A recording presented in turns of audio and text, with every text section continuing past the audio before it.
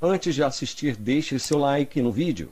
Agora inscreva-se no canal e ative o sino para receber as notificações. Muito obrigado. Concluída pouco antes das 8 da noite. Havia uma previsão de que as informações oficiais sobre essa cirurgia seriam divulgadas às 8h30 da noite, no horário em Juiz de Fora e, portanto, horário de Brasília. Mas, como eu disse, o Jornal Nacional conseguiu informações preliminares com 2 fontes graduadas do hospital sobre os procedimentos a que Bolsonaro foi submetido. Ele passou por uma laparotomia exploradora. É um procedimento em que o abdômen é aberto para que os cirurgiões procurem e corrijam lesões. Segundo as nossas fontes, a cirurgia revelou que a faca transfixou o intestino grosso. Esse rompimento foi costurado e resolvido. Ainda segundo as mesmas fontes, 3 lesões no intestino delgado também foram tratadas. E a facada também atingiu a artéria mesentérica, responsável pela irrigação de órgãos do sistema digestivo.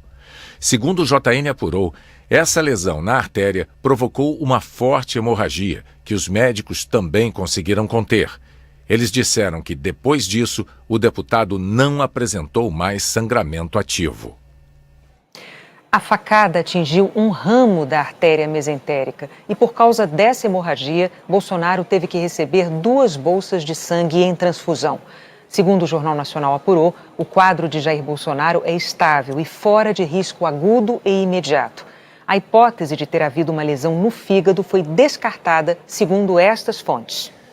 O autor do atentado, Adélio Bispo de Oliveira, criticava Jair Bolsonaro e políticos em geral nas redes sociais. Adélio Bispo de Oliveira nasceu em Montes Claros, no norte de Minas Gerais. Tem 40 anos e mora em Juiz de Fora. A polícia fez buscas na casa da família dele, em Montes Claros, hoje à tarde. Adélio tem um registro na polícia por lesão corporal em 2013. Uma sobrinha, que preferiu não se identificar, explicou que foi um desentendimento com um parente. Em questão assim, de ele arrumar a porta, foi porque eles trocaram a chave, porque tinha quebrado o segredo. Ele veio quebrar a porta para entrar, porque ele tinha as coisas dele guardadas aí. Aí eles entraram em corporal, foi chamada a polícia para estar resolvendo a situação e por isso teve o boletim. A sobrinha contou que não via o tio há mais de 3 anos, que ele criticava a situação do país, mas que não era agressivo. Ele era bem assim, descontente com a situação do país. Normal, não aparentava agressividade nenhuma, né? Até a gente está procurando entender, né, na verdade, o que está acontecendo. Ele era uma pessoa totalmente do bem. Adélio tinha feito publicações recentemente nas redes sociais contra Jair Bolsonaro. Numa das mais recentes, critica o que o candidato disse numa entrevista. Ele escreveu: "Dá nojo só de ouvir". Em outra, a crítica é a eleitores de Jair Bolsonaro.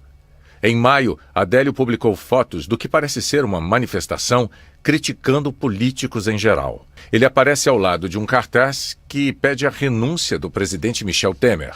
Publicou ainda textos confusos, com teorias sobre possíveis premonições do ataque terrorista de 11 de setembro de 2001 nos Estados Unidos. As publicações também contêm críticas à maçonaria. Adélio não está filiado a nenhum partido político, mas no Tribunal Superior Eleitoral há registro de que ele foi filiado ao PSOL em Uberaba de 2007 a 2014, quando pediu desfiliação. Em nota, a presidência do PSOL declarou que o fato de Adélio ter sido filiado não muda em nada o posicionamento do partido em relação ao inaceitável atentado sofrido por Jair Bolsonaro. O PSOL manifestou repúdio ao atentado.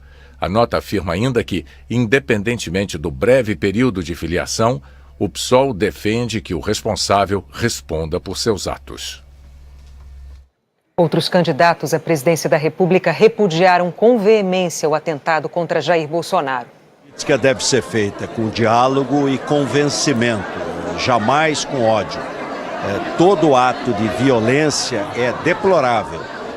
Trago aqui meu abraço e meu sentimento de que ele se recupere imediatamente com muita saúde. Qualquer ato de violência deve ser banido da linguagem da política. A democracia não aceita isso, é preciso que para além da minha solidariedade humana, pessoal, ao meu ilustre opositor, o deputado Jair Bolsonaro, que as autoridades sejam rápidas, eficazes e exemplares na identificação dos responsáveis e na sua punição exemplar. Toda e qualquer forma de violência é inaceitável. A violência como expressão política é um duplo atentado.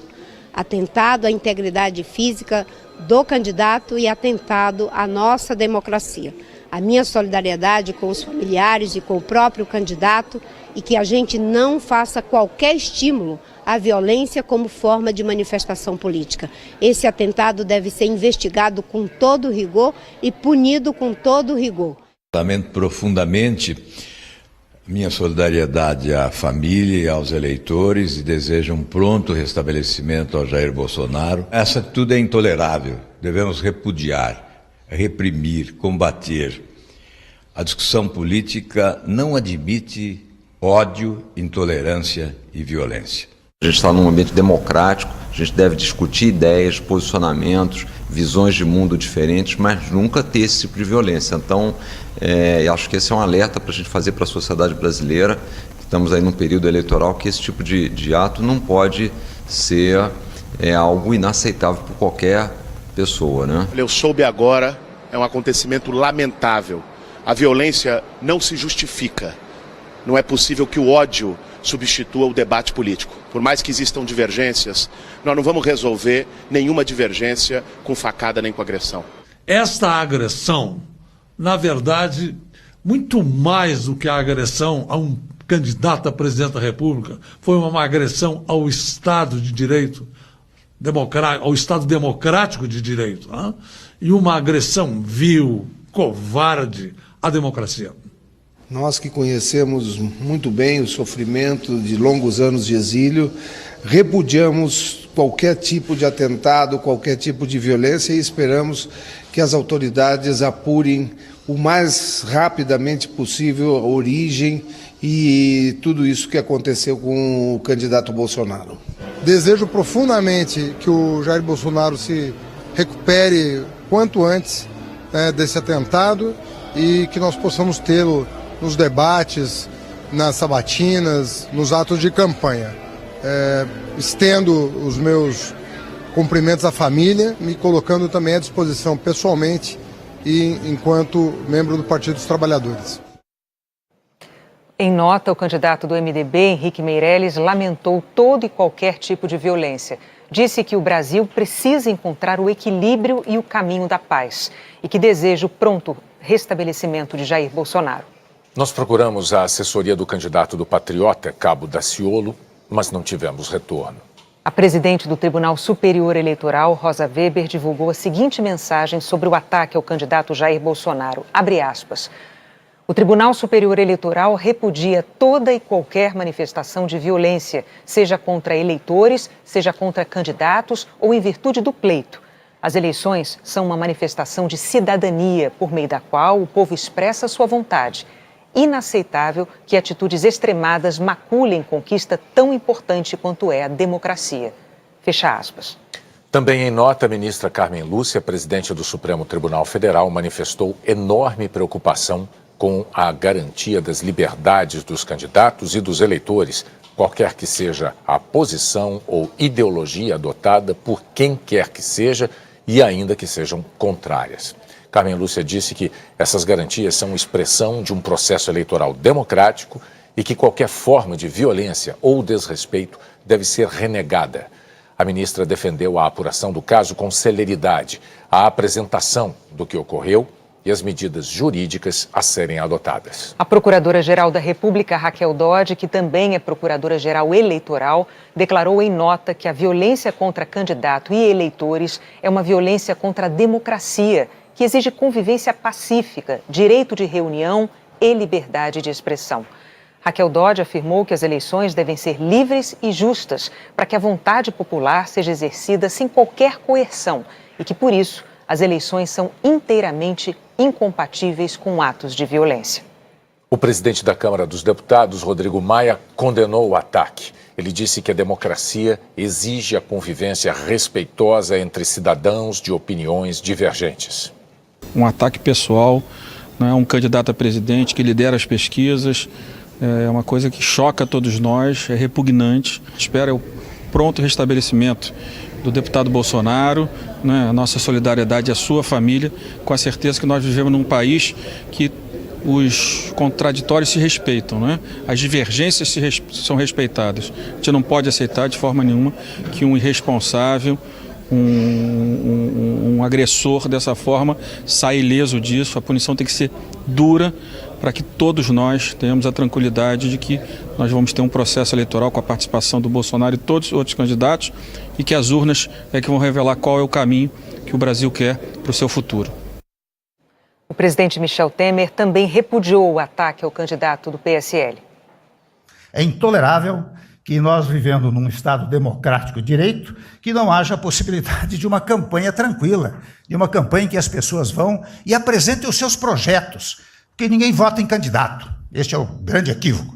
Votar em candidato é coisa de cultura atrasada. Você tem que votar em projetos. E para votar em projeto, o candidato precisa circular pelo país. Eu relato este fato apenas para não deixar passar em branco este episódio triste, convenhamos, lamentável para a nossa democracia, mas que ele sirva de exemplo, e se Deus quiser, o candidato Bolsonaro passará bem, temos certeza que não haverá nada mais grave, ou esperamos que não haja nada mais grave, mas que sirva de exemplo para que as pessoas que hoje estão fazendo campanha percebam que a tolerância é uma derivação da própria democracia, é a derivação do chamado Estado de Direito. Nós não temos Estado de Direito se houver intolerância. E intolerância, muitas e muitas vezes, deriva exata e precisamente da falta de cumprimento do texto legal, de falta de cumprimento da Constituição brasileira. A Ordem dos Advogados do Brasil se manifestou sobre o atentado contra Jair Bolsonaro. Primeiro, a Ordem dos Advogados do Brasil repudia de forma veemente o atentado sofrido hoje pelo deputado Jair Bolsonaro. Entendemos que a nossa democracia não merece situações como esta. Atos de extremismo, atos que defendam posturas de ódio, não contribuem para nós fortalecermos a nossa democracia. Para os males da democracia, mais democracia. O Brasil não precisa de atos como este que vimos hoje, que são absolutamente inabomináveis, porque o Brasil não tem linha e tradição deste tipo de violência na sua cultura eleitoral.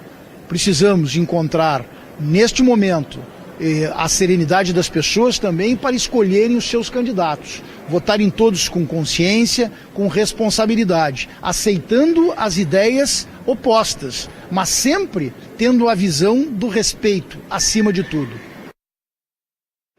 A Polícia Federal já está investigando o atentado. Ao vivo de Brasília, Zileide Silva tem novas informações. Zileide.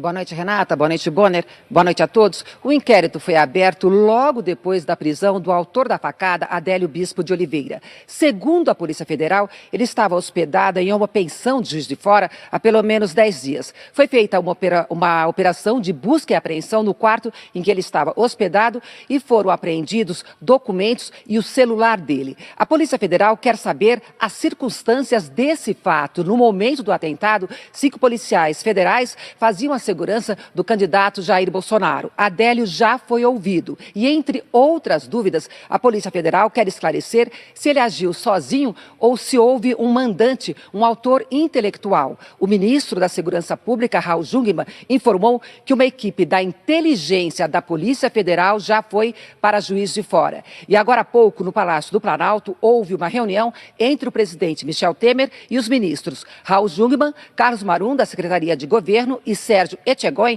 da Segurança Institucional. Eles passaram todas as informações para o presidente Michel Temer e avaliaram esse clima de divisão que o Brasil vive hoje. Analisaram também a necessidade de que todos os candidatos à presidência reanalisem, reavaliem os procedimentos de segurança durante a campanha eleitoral. O presidente Michel Temer determinou ao ministro Raul Jungmann que a Polícia Federal reforce, a partir de agora, a segurança de todos os candidatos.